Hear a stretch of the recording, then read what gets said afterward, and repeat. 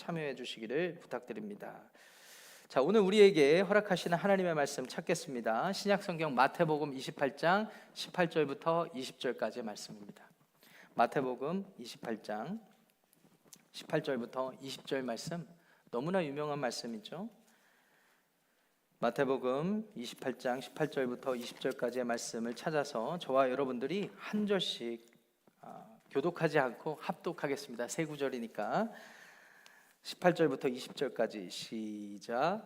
하늘과 예수께서 나와 말씀하여 이르시되 하늘과 땅의 모든 권세를 내게 주셨으니 그러므로 너희는 가서 모든 민족을 제자로 삼아 아버지와 아들과 성령의 이름으로 침례를 베풀고 내가 너희에게 분부한 모든 것을 가르쳐 지키게 하라. 볼지어다 내가 세상 끝날까지 너희와 항상 함께 있으리라 하시니라. 아멘. 하나님의 말씀입니다. 생명을 살리고 사람을 세우는 회복공동체라는 제목, 우리 교회 비전이기도 한데 이 제목으로 하나님의 말씀을 증거하도록 하겠습니다.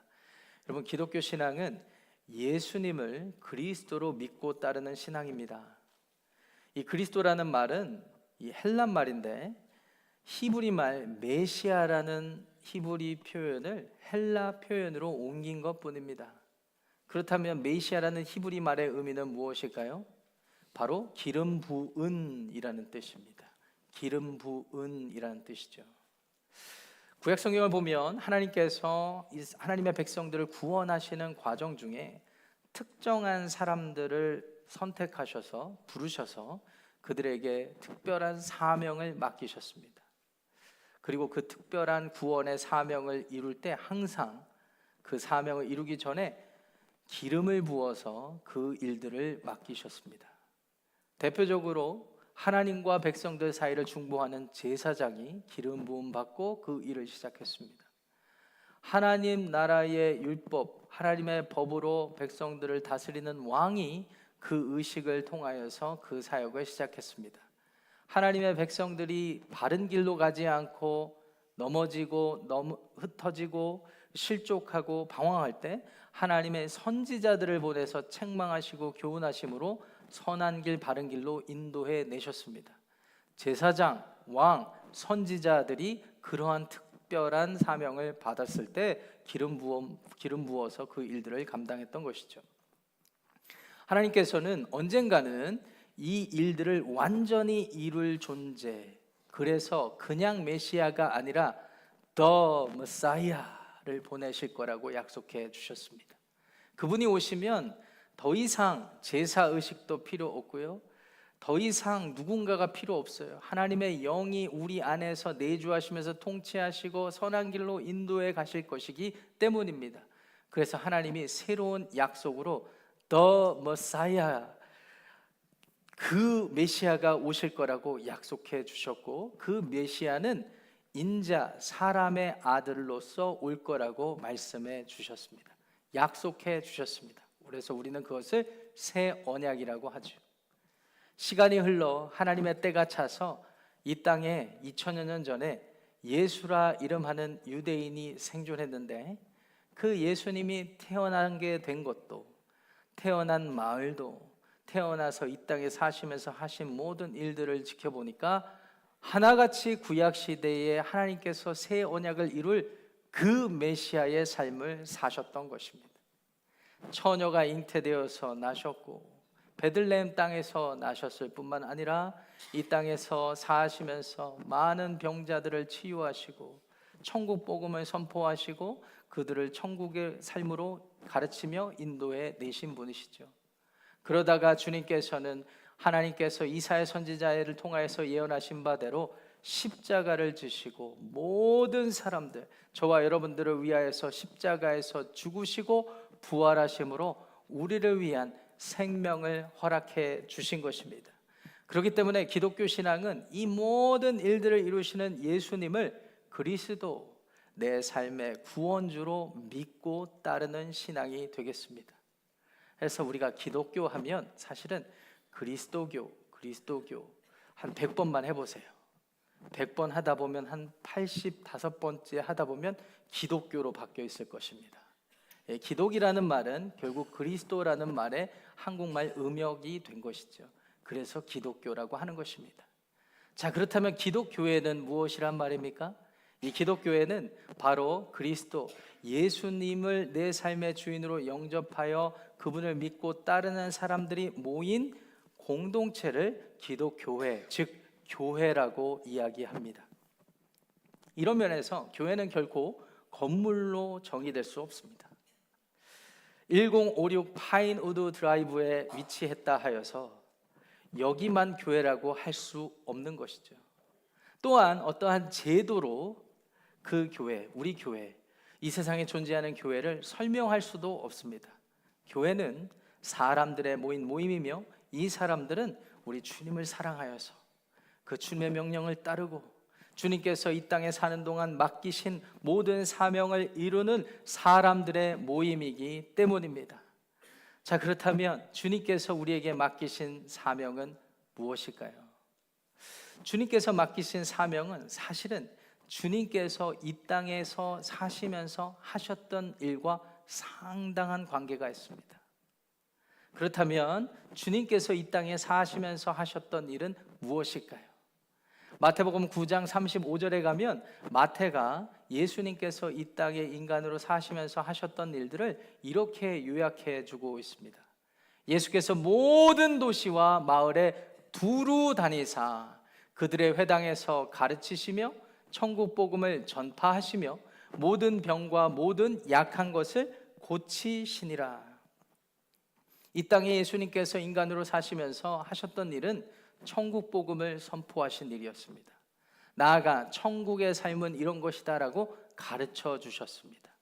뿐만 아니라 예수님을 찾아오는 모든 사람들의 정신적인 병, 육체적인 병을 다 치유하시고 심지어 죽은 자까지도 살리시는 일들을 감당하셨습니다. 이 일은 하나님께서 구약시대에 약속하신 모든 일들을 이루는 일들이 되었습니다.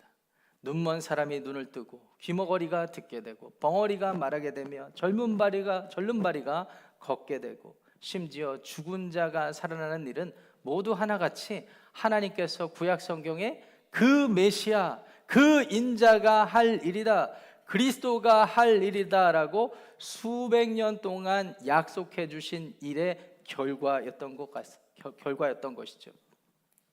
사실 예수님께서 이 땅에 오셨을 때 많은 유대 사람들이 이 예수님을 메시아일 거라고 추정했습니다. 그러면서 예수님을 통하여서 하나님의 나라가 다음과 같이 이루어지기를 원했습니다.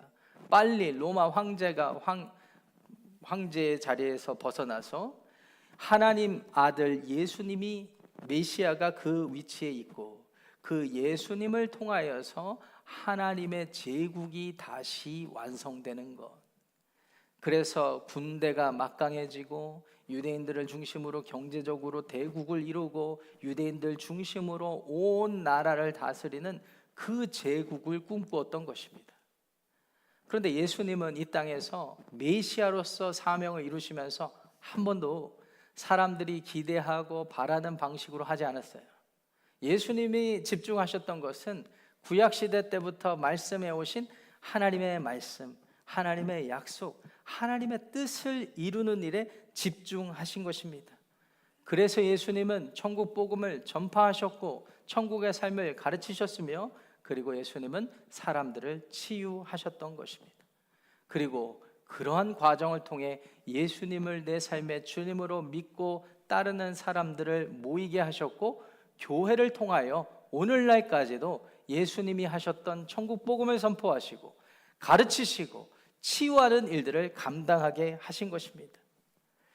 창립 55주년을 맞이한 우리 산호세 한인침례교회도 우리 교회가 감당해야 할 사명도 이와 다를 바가 없습니다.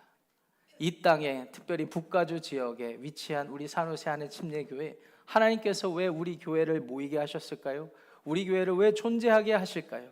그리고 앞으로 예배하며 다음 세대를 세워가게 하실까요? 그 이유는 유일합니다. 예수님께서 이 땅에서 하셨던 그 일을 이어가라고 말이죠. 바로 생명을 살리고 사람을 세우며 회복하는 일들을 이루어 가라고 하셨습니다. 저와 여러분들이 속한 우리 산호세 한인 침례교회가 주님께서 하셨던 일, 명령하셨던 일을 깊이 새기고 순종하는 마음으로 따라서 우리를 통하여서 하나님이 지속적으로 구원을 이루어가게 되시기를 우리 주님의 이름으로 축복합니다. 자, 그렇다면 우리는 주님이 맡기신 사명, 주님이 우리에게 보여주신 사명을 감당하기 위해 무엇을 해야 할까요? 오늘 우리가 함께 읽은 본문을 통하여서 예수님께서 분명한 답을 주십니다. 마태복음 28장 18절부터 20절까지의 말씀을 다시 살펴보겠습니다. 특별히 18절 하반절부터 20절 상반절까지를 제가 읽어보겠습니다. 하늘과 땅의 모든 권세를 내게 주셨으니 그러므로 너희는 가서 모든 민족을 제자로 삼아 아버지와 아들과 성령의 이름으로 침례를 베풀고 내가 너희에게 분부한 모든 것을 가르쳐 지키게 하라 라고 말씀해 주셨습니다. 우리가 생명을 살리고 사람을 세우는 회복 공동체, 세상을 회복하는 일을 이루는 데 있어서 주님께서 이렇게 하면 된다라고 명령하신 거예요. 그 명령의 내용을 들어보니까 세 구절을 통해서 지켜보니까 뭐 이렇게 하라는 말씀이 많으신지 마음의 부담도 느끼고 복잡해지게 됩니다. 하지만 헬라어 원문에 보면 주님께서 하신 명령은 하나입니다. 모든 민족으로 제자를 삼으라. 모든 민족으로 제자를 삼는 것이 주요 동사 명령어입니다. 그 나머지 모든 민족에게 가는 것, 침례를 베푸는 것, 그리고 주님의 말씀을 가르쳐 지키게 하는 것은 분사라고 하죠. 분사는 주요 동사를 꾸며주고 수식하는 것입니다. 그렇기 때문에 예수님께서 우리에게 맡기신 사명을 감당하기 위해서 우리가 해야 될 일은 모든 민족을 제자로 삼는 것, 그 일을 위하여 가서 복음을 전하고 그리고 그들이 예수님의 삶을 따라 살게 하는 것, 이것이 주님께서 우리에게 맡기신 사명이 되는 것입니다. 산호세 한인 침례교회가 존재하는 이유가 있다면 여기에 있습니다. 그리스도의 제자들이 모여서 그리스도의 제자를 삼는 것, 모든 민족에게 가서 그 일을 하게 하신 것입니다. 자, 그렇다면 우리는 산호세 한인 침례교회로 모여서 주님이 우리에게 맡기신 사명, 모든 민족으로 그리스도의 제자를 삼는 것을 어떻게 할 수 있을까요?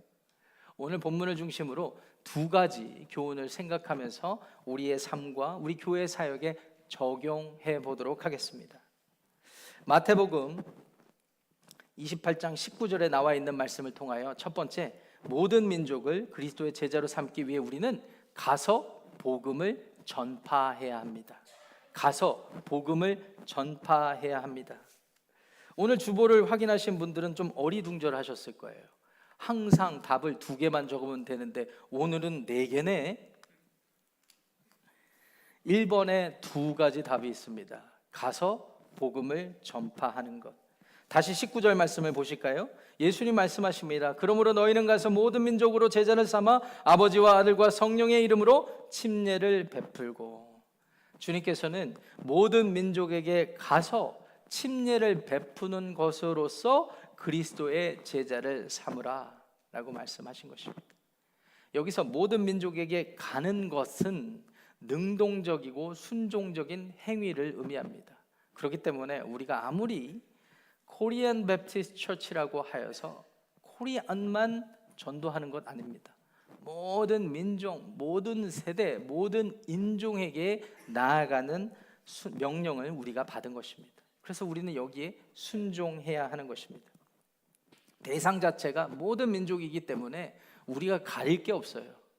최근에 뉴스를 보니까 UFO가 있었고 또 있기도 하고 이렇다고 하니까 또 외계인의 존재에 대해서 우리가 말하기도 합니다. 외계인을 말하다 보면 청년들 대부분이 성경을 꼭 부정하는 것으로만 이해하는데요, 저는 달리 생각합니다. 만약 외계인이 있다면, 그리고 그 외계인이 외계어를 한다면 그 외계어를 배워서까지라도 가서 복음을 전해야 하겠죠. 그들이 혹시 예수님을 모른다면, 하나님을 모른다면 그들에게까지 가서라도 복음을 전해야 하는 것입니다. 모든 민족의 범위에는 외계인까지 다 포함되는 거예요. 우리가 알지 못하는 모든 민족과 인종과 세대가 여기에 다 포함되어야 하는 것이죠. 침례를 베풀다라는 것은 어떤 의미일까요? 여러분, 침례는 무엇입니까? 예수 그리스도를 삶의 구주로 영접한 사람이 예수님의 죽으심과 부활하심의 연합됨을 상징적으로 고백하는 의식 아니겠습니까? 그렇기 때문에 개인의 삶의 고백이 우선이요, 개인의 삶의 결단이 확증된 사람이 성도들 앞에서 침례 의식을 받는 것입니다. 그것이 침례예요. 이런 의미를 생각해 보면 누군가가 예수님을 영접하고 예수님과 연합되어 살겠다고 결단하는 일이 우선적으로 있어야 하겠죠.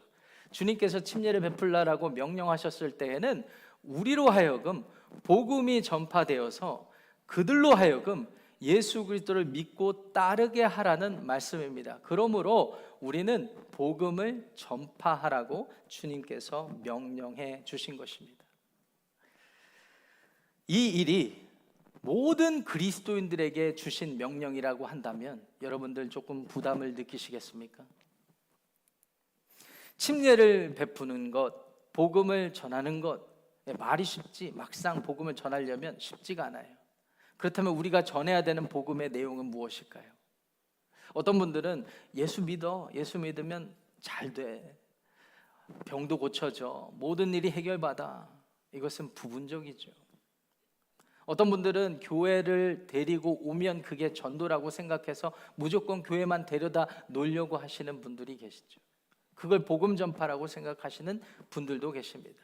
그런데 예수님께서 침례를 베풀라라고 하시며 복음을 전파하라고 하신 의미는 다른 데 있습니다. 그 의미는 예수님께서 그냥 침례를 베풀라라고 하신 것이 아니라 아버지와 아들과 성령의 이름으로 베풀라라고 하신 데에 답이 있습니다. 성부 하나님께서 태초에 세상을 창조하시고 인간을 만드셨지만 타락하고 죄를 범한 인간들이기에 그들이 죽게 되는 것은 마땅한 일이었습니다. 그럼에도 불구하고 성부 하나님께서 구원을 작정하셨습니다. 그리고 구원을 계획하셨습니다. 그리고 아브라함을 선택하셔서 하나님의 백성 삼으시고 나라를 이루어 가셨습니다. 아브라함의 후손을 통하여 메시아를 보낼 것을 계획하셨습니다. 이 계획을 잘 알고 있었던 성자 예수님께서는 누가 시키지 않아도, 누가 푸시하지 않아도 그게 하나님의 뜻인 것을 알기 때문에 빌립보서 2장의 말씀처럼 자기를 비우심으로 인간이 되시는 것을 주저하지 않으셨습니다.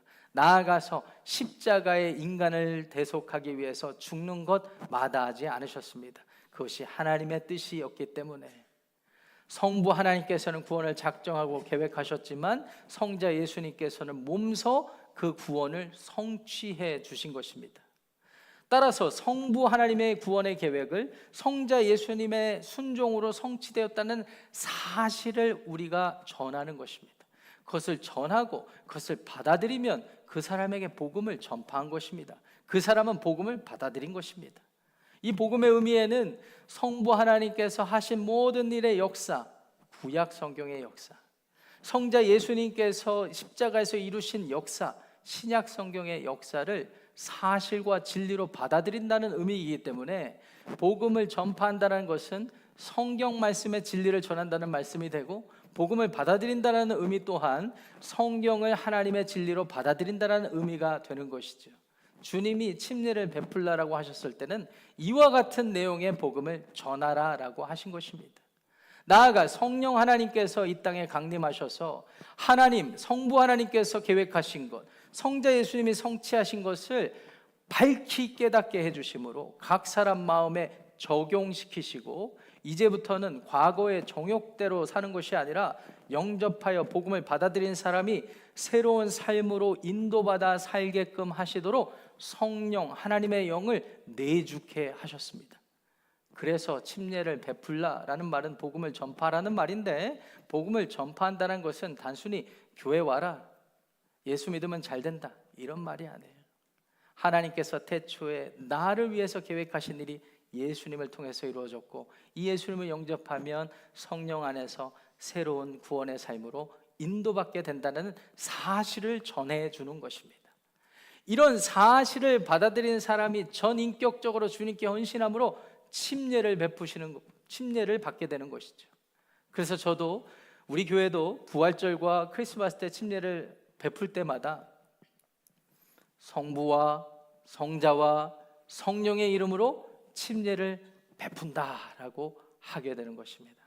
주님의 명령을 따라서, 주님이 의미하는 것을 따라서 말이죠. 오늘 예배에 참여한 모든 분들이 아버지와 아들과 성령께서 함께 연합하여 이루신 구원을 받아들이시기를 주님의 이름으로 축원합니다. 그리고 우리 산호시 한인 침례교회가 아버지와 아들과 성령께서 함께 우리를 위해서 하신 일들을 확신하고 그 일들을 전해주는 일에 모든 에너지를 투자하고 시간을 들이고 물질을 들여 그 사명 감당하게 되는 복된 공동체를 이루게 되기를 주님의 이름으로 거듭 축원합니다. 둘째, 모든 민족을 그리스도의 제자로 삼기 위해 우리는 가서 복음을 전파할 뿐만 아니라 그들에게 주님의 말씀을 가르쳐 지키게 해야 합니다. 가르쳐 지키게 해야 합니다. 이어지는 20절 말씀입니다. 내가 너희에게 가르쳐 분부한 모든 것을 지키게 하라. 모든 민족에게 가서 복음을 전파하는 것은 주님의 명령입니다. 그런데 주님께서는 가서 복음을 전파하는 것으로 제자를 삼으라라고 하시면서도 주님의 명령 가르치신 것을 지키게 함으로써 제자를 삼으라라고 말씀해 주고 계시죠.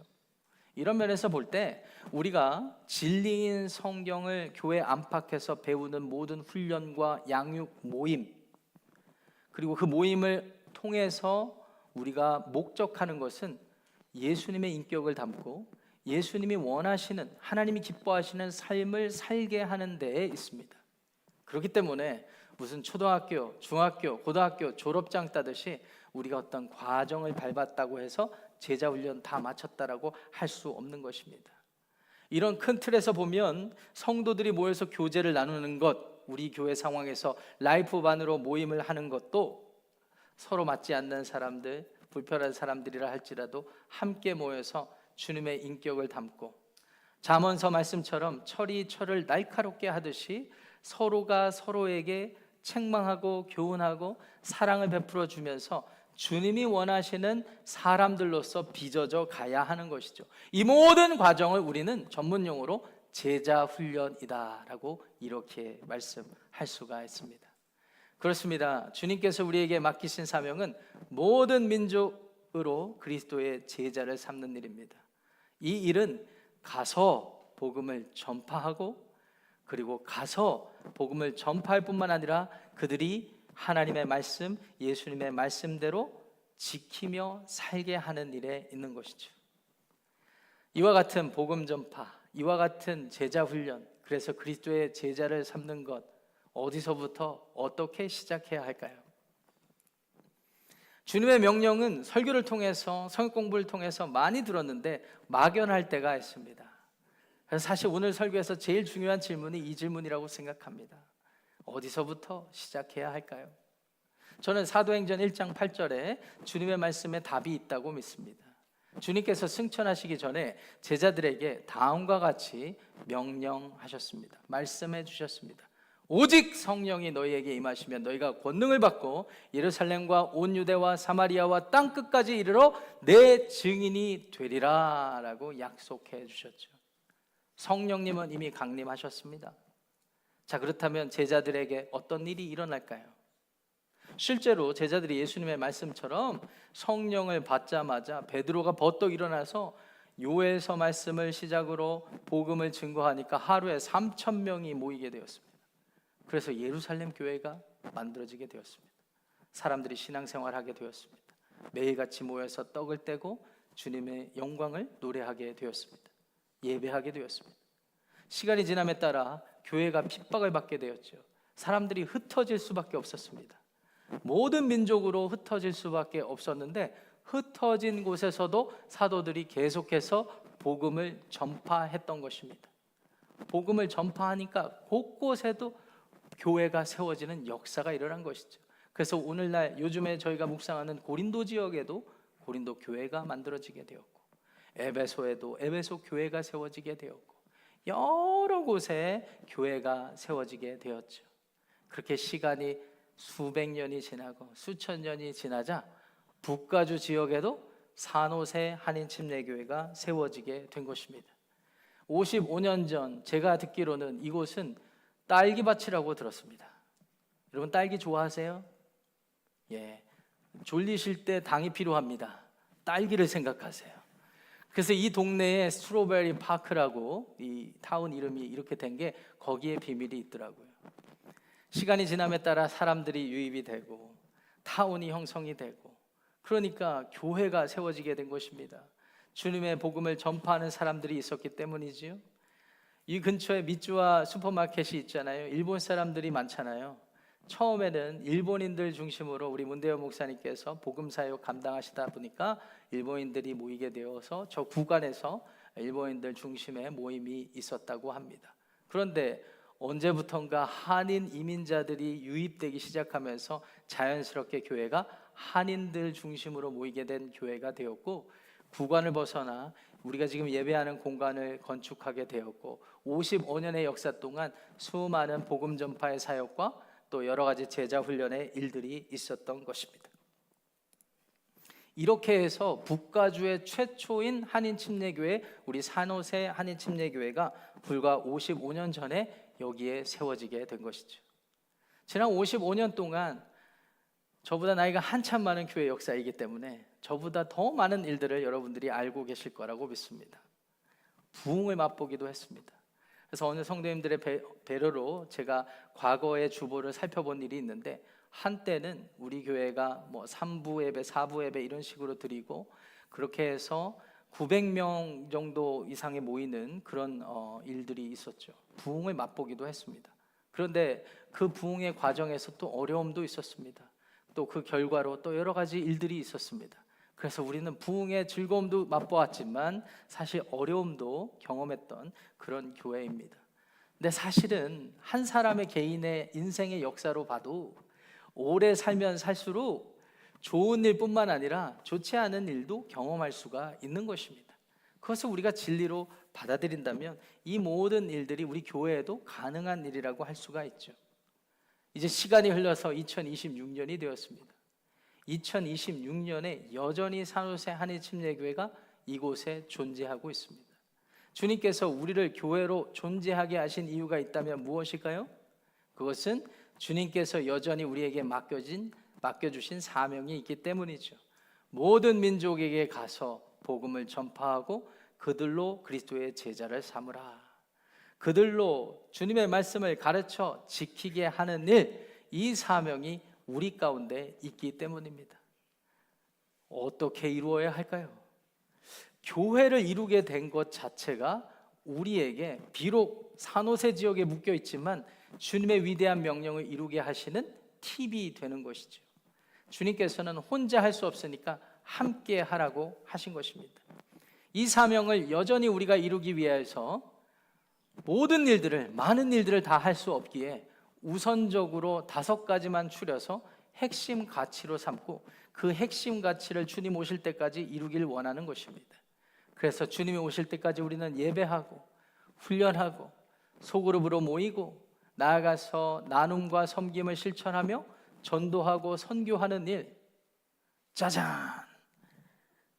여러분들이 위치한 곳에서 오른쪽에 핵심 가치 볼 수 있게끔, 목사님 잘 안 보여 하는 분들에서 크게 이렇게 해놨습니다. 핵심 가치 5가지.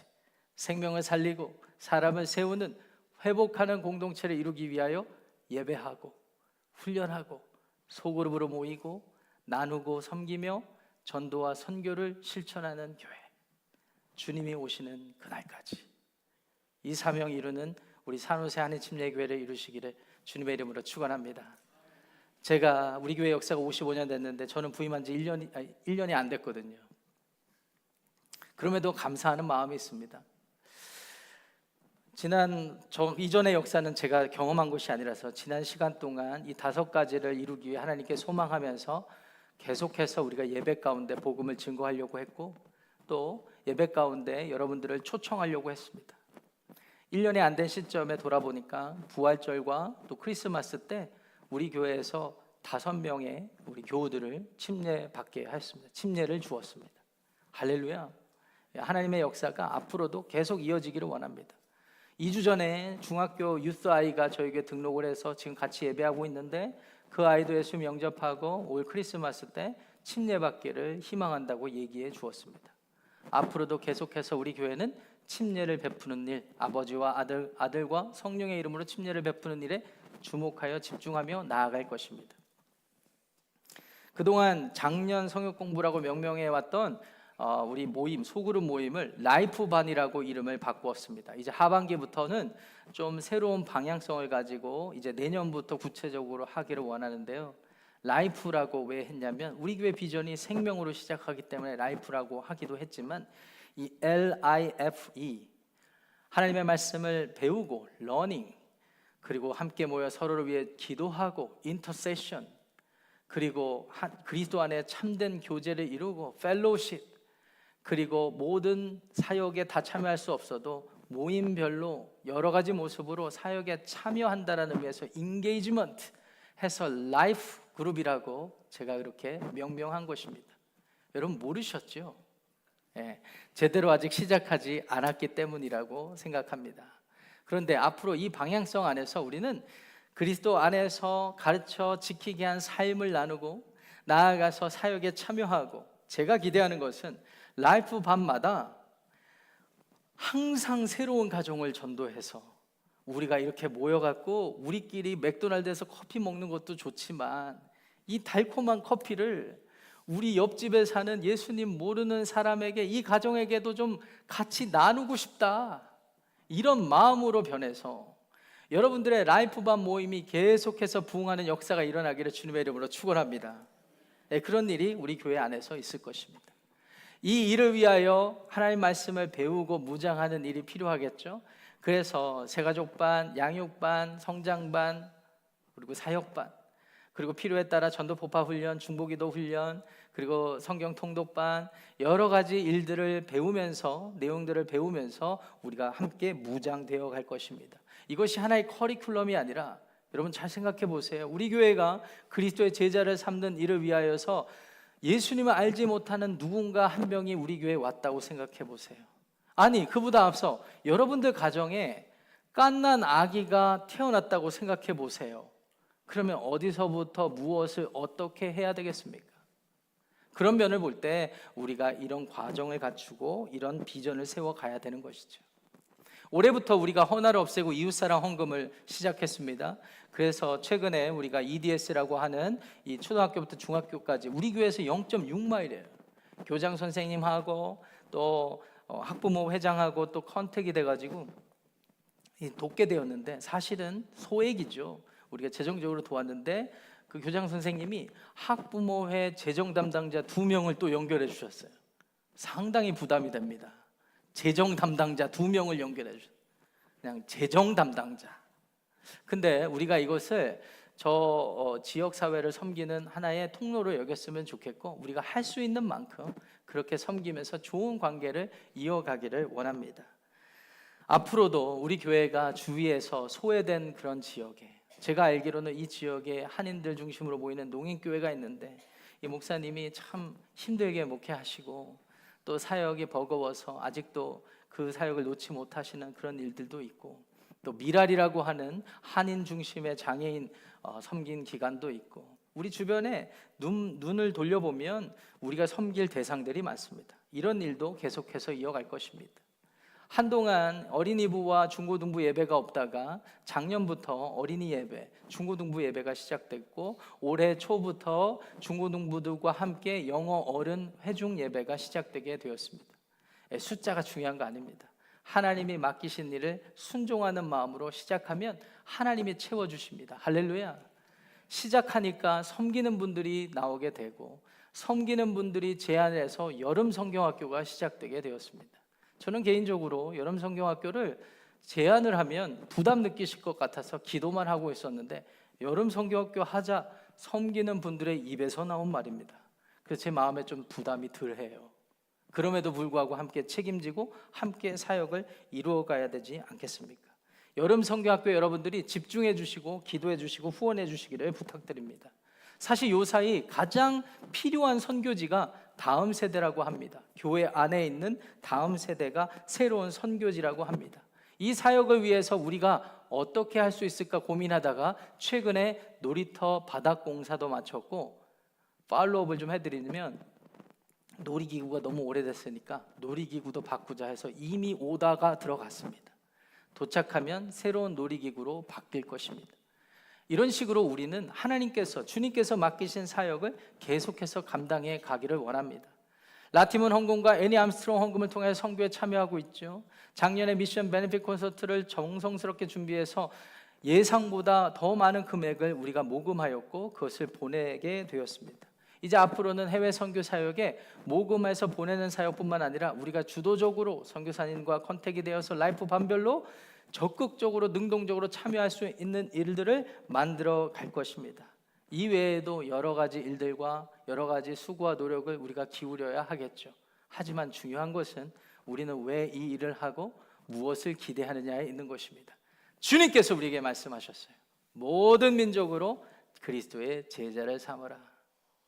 제가 기대하는 것은 숫자적으로 빨리 부흥하고 많이 부흥하는 것에 있지 않습니다. 여름 선교학교 이렇게 하는데 많은 숫자가 모이지 않아도 20명 가까이만 모여도 주님께서 당장 내일 오셨을 때, 이 상황에서 우리 산호세 하는 침례교회가 내 명령을 기억하여서 이런 일을 했구나. 착하고 충성된 종아, 정말 잘했다. 이렇게 주님의 음성을 듣고 위로받는 교회가 되기를 원합니다. 주님이 언제 오실지 모릅니다. 우리 각자 세대에 따라서 주님이 원하시는 모습이 있고 주님이 부르신 자리가 있다라고 믿습니다.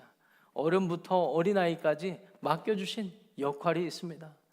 제가 제일 속상한 것은 우리 교회가 역사가 오래됐다고 해서 지역 사회에서 마치 반찬처럼 이야기를 하고 그렇게 가볍게 이야기되는 거 제일 속상해요. 그래서 기도합니다. 하나님, 그리스도의 영광된 교회, 영광스러운 교회가 주님의 명령에 순종함으로 주님이 위로하시고 주님이 회복시키시는 교회를 이루기를 원합니다. 작은 일부터 시작하겠습니다. 주님의 뜻을 이루어 주시옵소서. 이와 같은 마음으로 저도 산호세 하는 침례교회에 부임했고 여러분들도 우리 교회에 소속되어 하나님께서 세우신 것입니다. 여러분, 다른 교회 이야기, 다른 것들 생각하지 않고 오직 주님만 생각하고 주님이 맡겨주신 일에 순종하는 저와 여러분들이 되시기를 주님의 이름으로 축원합니다.